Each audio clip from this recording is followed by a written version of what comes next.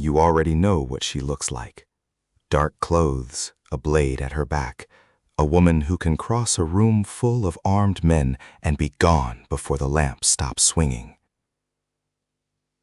She has a name, too, Mochizuki Chiyome, a samurai widow who trained 300 women as spies and scattered them across Japan disguised as shrine maidens, feeding secrets back to the warlord Takeda Shingen.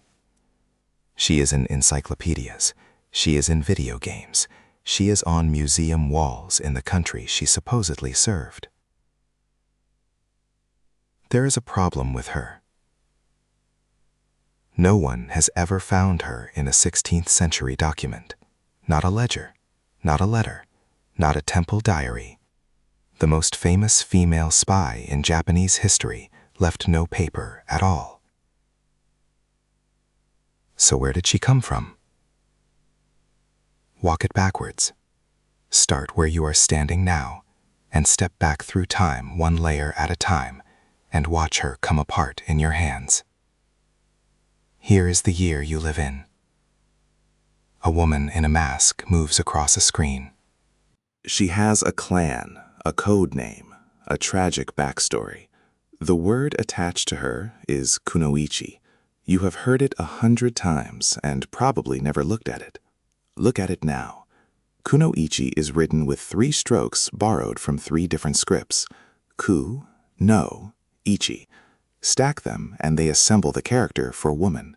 It is a word built like a puzzle, and that is exactly the kind of detail that feels ancient. It feels like a secret handed down. Now step back 40 years and watch the word change shape. In the second half of the 20th century, Japan builds an entire industry out of the ninja. There are film series, television serials, comics, paperbacks sold at train stations. In 1958, a novelist named Yamada Futaro publishes a story about warring ninja clans, and it sells, and it keeps selling, and the genre it opens runs for decades.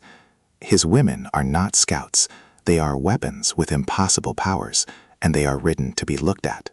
Every kunoichi you have ever seen on a screen is descended from those paperbacks, not from a battlefield. This is the layer where Mochizuki Chiyome becomes famous. Because when historians go looking for the source of her biography, they do not find a chronicle. They find 20th century popular writing. The full story, with the 300 girls and the orphan recruitment and the shrine at Nezu, cannot be traced back past the modern era. Researchers at Mie University, which runs the only serious academic ninja research center in the world, have said it plainly. There is no pre-modern source for her. The professor who leads that work, Yamada Yuji, is not trying to destroy the ninja. He is trying to find out which parts are real. So the biography is modern, but the pieces it is built from are not. Keep stepping back. Now you are in Edo in the year 1676, in a room where a man from a family of Iga spies is writing everything down. The book is called the Bansenshukai, which means something like 10,000 rivers gathering into one sea. It is the closest thing that survives to a professional manual of Japanese espionage, and it was compiled after the wars ended by men whose trade was already dying. Open it and find the section called Kunoichi no Jutsu, the technique of the kunoichi. You expect a training program, poison, blades, silent kills. That is not what is on the page. The manual is describing how to use a woman who is already inside, a maid, a nurse, an attendant who carries tea into a room where men are talking. She does not scale a wall because she does not need to. She was hired months ago, and nobody in that house has looked at her face carefully since. The manual's advice is cold and practical, and parts of it are frankly unkind. It warns the commander that this technique is dangerous, that a woman used this way may be turned, that she should not be told the whole plan. Sit with that for a second. The oldest surviving instruction about female spies in Japan is not about a warrior. It is about invisibility and about who gets treated as furniture. That is a real document. It exists. You can read a translation of it today. But it was written a full century after the era it describes, by men reconstructing a trade from memory and family papers, and it contains no Chiyome. keep going back. Now you are in the Sengoku period itself. The country is at war with itself, province against province, for 100 years. This is the age the legend places her in. Her husband, the story says, was a Mochizuki man, a Takeda retainer, killed at Kawanakajima in 1561, and Shingen gave his widow a task. So look for her.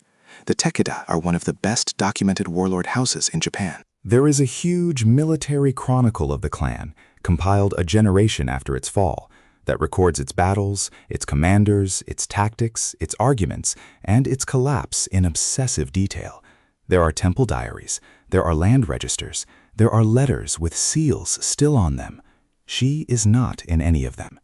Not the 300 women, not the shrine at Nezu, not the widow, nothing. And this is the part that makes the story hard to simply throw away, because now you have to ask the uncomfortable question: what would a successful spy network look like in the archive? It would look like nothing. That is the whole point of it. A network that appears in the records is a network that failed. The chronicles are full of ninja precisely at the moments they were caught, or burned something too large to hide, or shot at the wrong man and missed.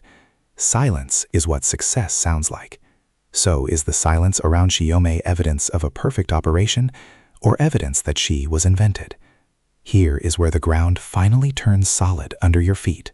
Because when you stop looking for the spy and start looking at the disguise, the archive suddenly has plenty to say. The women in the story are miko, shrine maidens. And in the mountains of Shinano province, where the Mochizuki family actually held land, there really were organized bands of traveling shrine maidens. They were called aruki miko, walking miko, and they were not attached to one shrine. They moved. They walked circuits between villages, performed rites, told fortunes, called up the voices of the dead for grieving families, sold charms, and walked on to the next place. Think about what that job actually is. A woman who crosses provincial borders as a matter of routine, who is expected at the gate, who is invited into houses, who sits with a farmer's wife or a garrison commander's mother, and is told the things people tell a stranger who will be gone by morning. Who is, in the eyes of every checkpoint guard on the road, so ordinary that stopping her would be strange. And the families that organized those circuits in Shinano were the local warrior houses.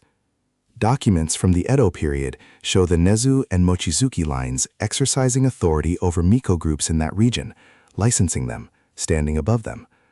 The Mochizuki were a real Shinano clan. They really did serve the Takeda. So here is the honest answer to the question the legend asks.